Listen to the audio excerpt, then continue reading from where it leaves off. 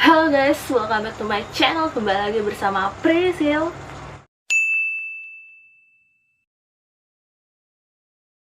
Anyway, sebelum kita lanjut video ini, jangan lupa subscribe dan like video ini. Jadi di video kali ini aku bakal ceritain soal nightmare traveling. Jadi aku bakal ceritain soal perjalanan aku ke KL tahun lalu. Dan ini menjadi worst trip aku selama ini. Jadi ini sebenarnya aku udah buat poin-poin pentingnya, cuman aku mau ceritain dari awalnya dulu. Nah, jadi aku trip ke KL kemarin itu tahun lalu itu sebelumnya aku pergi ke Singapura dulu. Nah, dari Singapura sebelum balik ke Indonesia aku trip ke Kuala Lumpur. Jadi hal pertama, hal ini yang menjadi awal mula worst trip aku kali ini. Aku salah dalam membuat planning.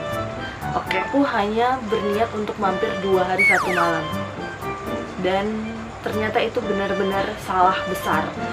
Jadi kesalahan aku di situ adalah masa stay aku di KL yang terlalu singkat. Jadi berasa kayak nggak niat gitu loh. Dan itu benar-benar membuang waktu dan uang. Jadi kita masuk ke kesalahan atau kesialan aku yang kedua. Aku salah dalam booking jam penerbangan. Jadi waktu itu dari Singapura ke Malaysia itu aku ambil jam penerbangan yang sore. Itu maksud aku biar masih agak lamaan gitu di Singapura. Ternyata aku salah. Dan waktu itu sampai di Malaysia itu udah jam 5 lewat. Kalau nggak salah udah mau setengah 6 gitu. Kamu harus merhatiin banget soal time arrival kamu. Soalnya aku nggak tahu ya kalau di negara lain. Cuman kalau di KL sendiri, di Malaysia sendiri itu agak-agak sama kayak Indonesia gitu. Harus transit ya dari misalnya aku naik bus nih, dari bus itu aku harus transit terus naik kereta lagi nyambung gitu buat sampai di tempat penginapan, dan which is itu memerlukan waktu yang lumayan lama di perjalanan gitu. Kenapa aku nggak kepikiran di situ? Karena sebelumnya waktu trip yang berapa tahun yang sebelumnya itu aku trip yang lumayan agak on budget ya. Jadi waktu itu kita naik Grab car dari bandara ke penginapan itu hanya memakan waktu sekitar 1 jam, 1,5 jam gitu. Nah, aku waktu itu basicnya ya udahlah palingan 1,5 jam ya 2 jaman lah ya. Dan ternyata itu di perjalanan aku itu aku makan waktu sekitar 4 jam kalau nggak salah ya, karena aku harus tersesat dulu, jadi kayak nggak langsung nemu gitu. Jadi aku harus searching internet dulu, ini kemana, aku harus ngambil bus yang mana, aku harus ke counter yang mana, nah gitu. Nah salahnya aku itu, aku memesan tiket jam jam penerbangannya itu udah sore, which is itu ternyata membutuhkan waktu yang lama. Dan waktu itu aku sampai di tempat penginapannya udah sekitar jam 11 malam. Bayangin dong, jam 11 malam itu dari setengah 6 aku tiba, itu jam 11 malam baru aku sampai. Oke, kita masuk yang ketiga. Jadi waktu itu kan sebenarnya aku mikirnya kita traveling ala backpacker gitu loh, backpackeran nih ceritanya. Nah, aku belanjanya banyak banget di Singapura. Nah, akhirnya aku harus beli bagasi dong dari Singapura ke KL ke Malaysia.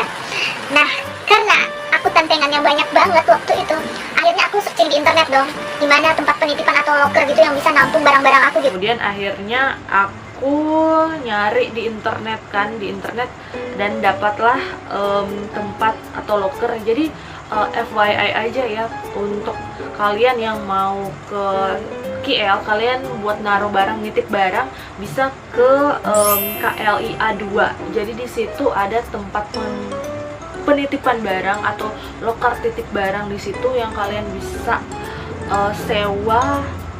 Cuman aku lupa berapa. Nanti aku tulis di bawah sini ya berapa harga untuk penitipan barang di bandara KLIA. Oke, yang keempat.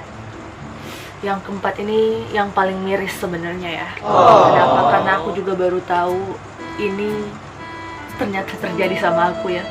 Jadi waktu itu aku traveling nggak sendiri, aku sama teman aku. Jadi kita berdua dan dua-duanya cewek dong.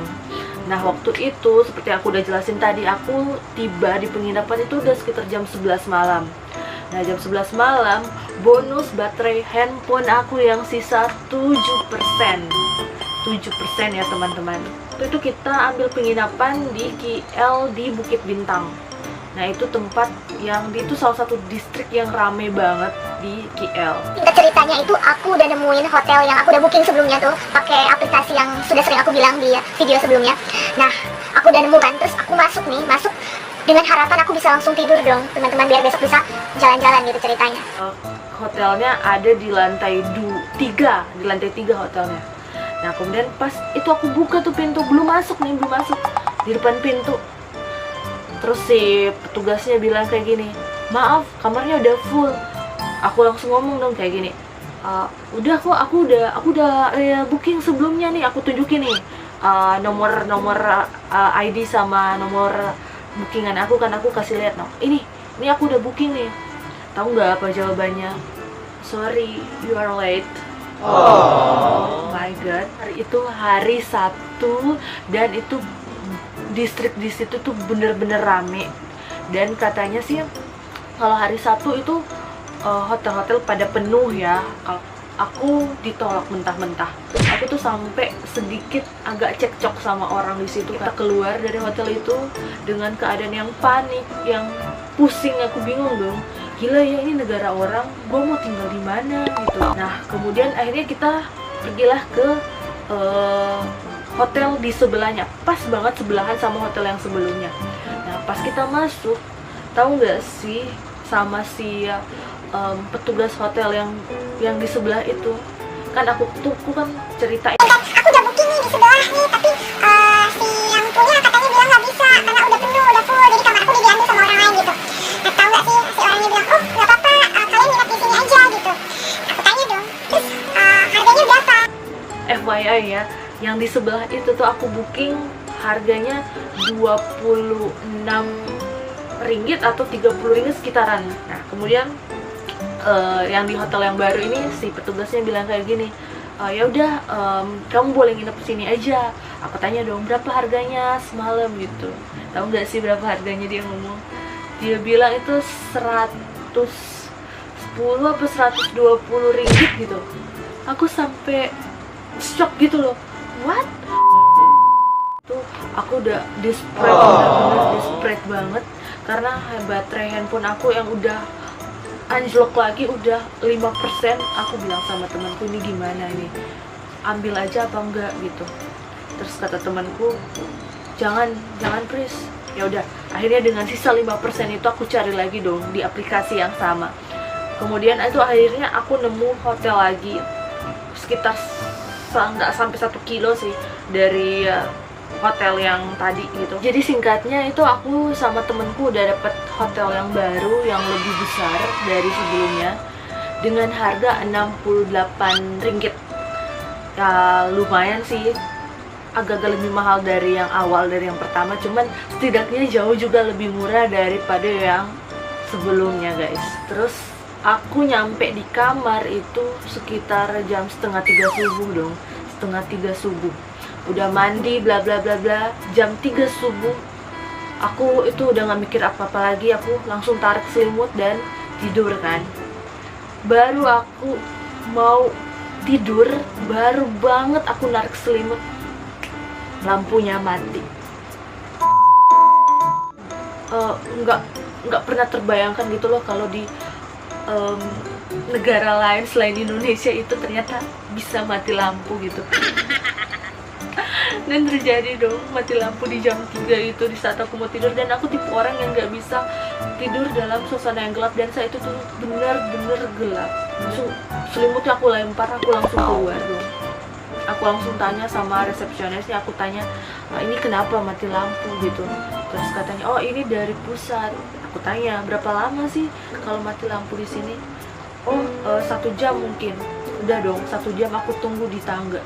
Jadi hotelnya itu ada tangga gitu loh buat akses ke atas. Jadi mereka nggak menggunakan lift, mereka menggunakan tangga manual.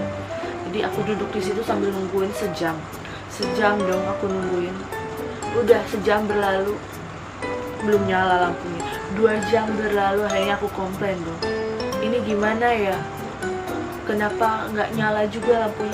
oh ternyata ini dari pusat, orangnya nanti ada besok pagi. Jadi aku bayar hotel itu cuma buat tidur di tangga sebenarnya ya.